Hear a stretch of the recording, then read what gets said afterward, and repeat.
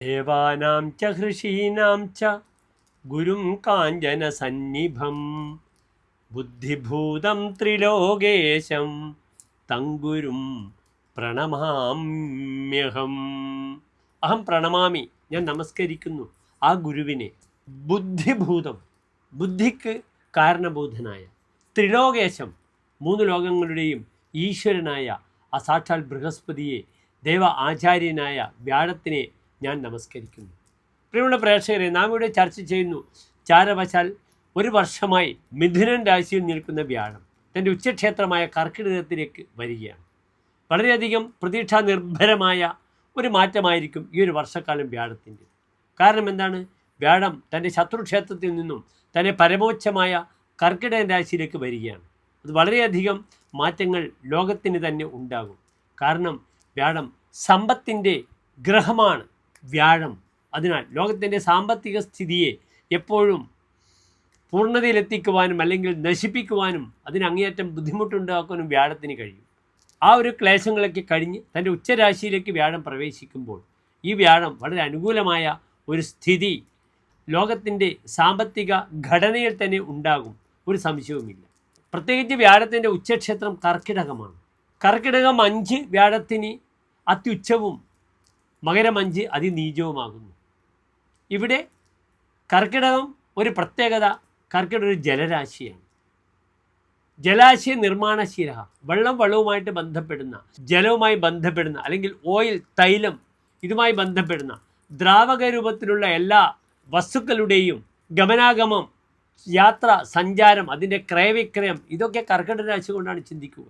അതിനാൽ ലോകത്തിലുള്ള ഇന്നത്തെ ഈ ഇന്ധന പ്രതിസന്ധി, പെട്രോളിയം ഉൽപ്പന്നങ്ങളുടെ പ്രയാസങ്ങളെല്ലാം തന്നെ വ്യാഴത്തിൻ്റെ ഈ ഉച്ചസ്ഥിതിയിൽ വരുമ്പോൾ ഒരു സംയമനത്തിലൂടെ മാറി നല്ല ഒരു പദത്തിലേക്ക് എത്തിച്ചേരുമെന്ന് നമുക്ക് പ്രതീക്ഷിക്കാം.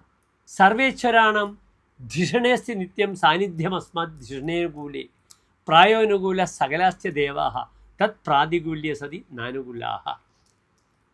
വ്യാഴം വിശ്വസ്തനാണെങ്കിൽ എല്ലാ ഗ്രഹങ്ങളുടെയും അനുഗ്രഹം ആ വ്യക്തിക്ക് ലഭിക്കും. അനിഷ്ടസ്ഥനാണെങ്കിൽ ആനുകൂല്യങ്ങളൊന്നും ലഭിക്കുകയില്ല. അത്രത്തോളം ശക്തമാണ് വ്യാഴം. ഒരു കുട്ടിയെ അച്ഛനും അമ്മയും കാട്ടിൽ ഉപേക്ഷിച്ചാൽ പോലും അവിടെ വ്യാഴത്തിൻ്റെ ദൃഷ്ടിയുണ്ടെങ്കിൽ ആ കുട്ടി ദീർഘായുസായിട്ട് ജീവിതത്തിലേക്ക് വരുമെന്ന് പറയുന്നു. ദൃഷ്ടേ അമരരാജമന്ത്രിണ ദീർഘായുഹു സുഖഭാഗ്യ സസ്മൃത. അമരരാജമന്ത്രിണ, ദേവന്മാരുടെ മന്ത്രിയായ വ്യാഴത്തിൻ്റെ ദൃഷ്ടിയുണ്ട്.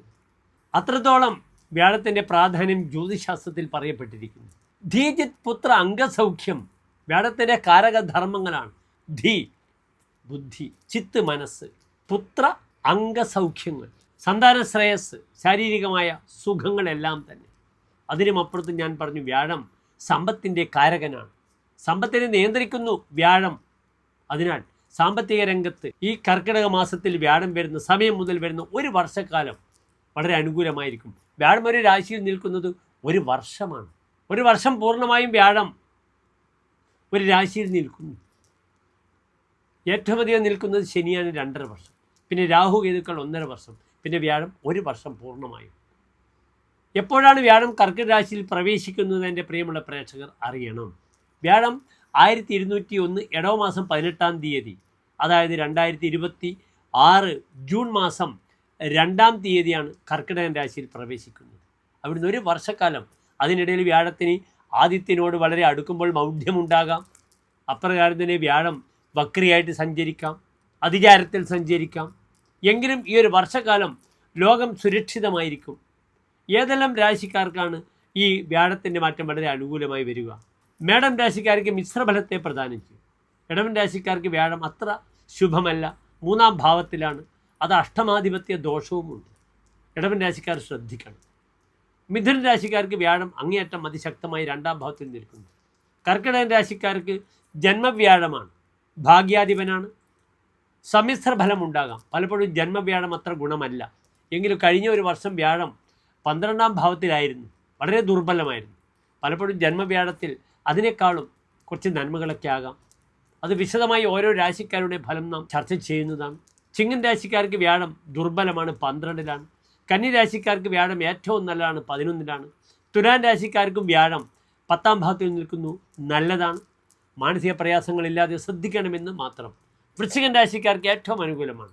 ധനുരാശിക്കാർക്ക് വ്യാഴം ദുർബലമായി 8ാം ഭാവത്തിൽ നിൽക്കുന്നു, അത്ര ഗുണമല്ല. മകരൻ രാശിക്കാർക്ക് വളരെ ഗുണമാണ്. കുംഭൻ രാശിക്കാർക്ക് വ്യാഴം നിൽക്കുന്നത് അത്ര ഗുണമല്ല, 6ാം ഭാവത്തിലാണ്. മീനൻ രാശിക്കാർക്കും വളരെയധികം നന്മകൾ പ്രദാനം ചെയ്യും, 5ാം ഭാവത്തിൽ നിൽക്കുന്നു. അതിനാൽ പ്രത്യേകിച്ച് ഈ 12 രാശിക്കാരിലും മിഥുനൻ രാശിക്കാർക്ക് വളരെ ഗുണമാണ്. കന്നി രാശിക്കാർക്ക് വളരെ ഗുണമാണ്. തുലാം രാശിക്കാർക്കും ഗുണമാണ്. വൃശ്ചികൻ രാശിക്കാർക്ക് വളരെ ഗുണമാണ്. മകരൻ രാശിക്കാർക്ക് വളരെ ഗുണമാണ്. മീനൻ രാശിക്കാർക്കും വളരെ ഗുണമാണ്. ഇനി നമുക്ക് സവിസ്തരം ഓരോ രാശിക്കാരുടെയും ശുഭാശുഭ ഫലങ്ങളെ, ഈ വ്യാഴത്തിൻ്റെ മാറ്റം എപ്രകാരം പരിവർത്തനത്തെ പ്രദാനം ചെയ്യുന്നെന്ന് ചർച്ച ചെയ്യാം. ഏവർക്കും ഡോക്ടർ മാരാർജി നമ്മുടെ യൂട്യൂബ് ചാനലിലേക്ക് സുസ്വാഗതം.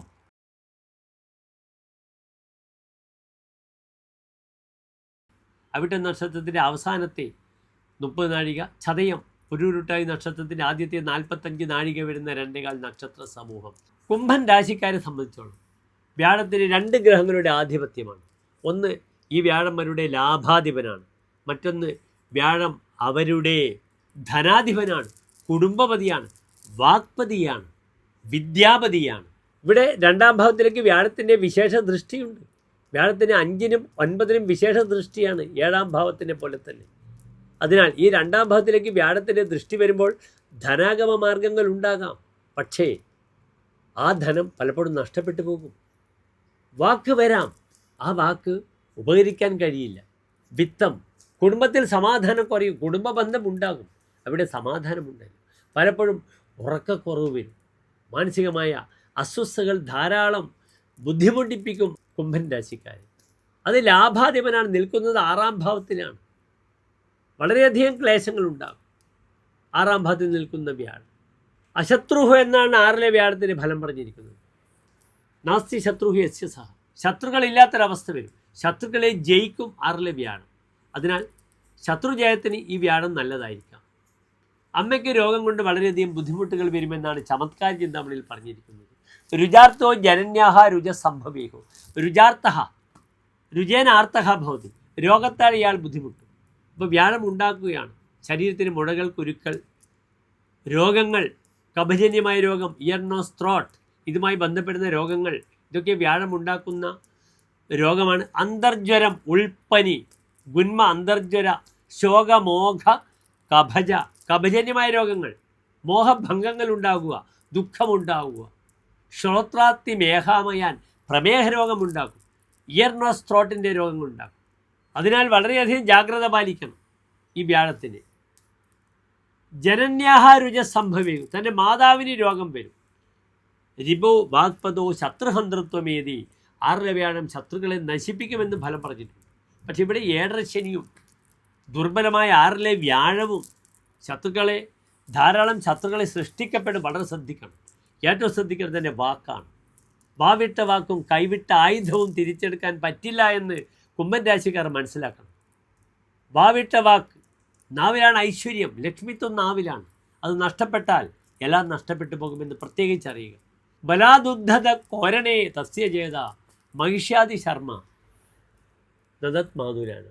നാൽക്കാലികളുടെ ഗുണമുണ്ടാകും. മാതുരന്മാർക്ക്, അമ്മാമന്മാർക്ക് സ്വസ്ഥതയുണ്ടാകില്ല എന്ന ഫലവും പറഞ്ഞിരിക്കുന്നു. അമ്മാമന്മാർക്ക് ബുദ്ധിമുട്ടാണ്. അതിനാൽ വളരെയധികം ജാഗ്രത പാലിക്കുക. വ്യാഴം ഉണ്ടാക്കുന്ന പ്രധാന രോഗം ഉറക്കക്കുറവാണ്.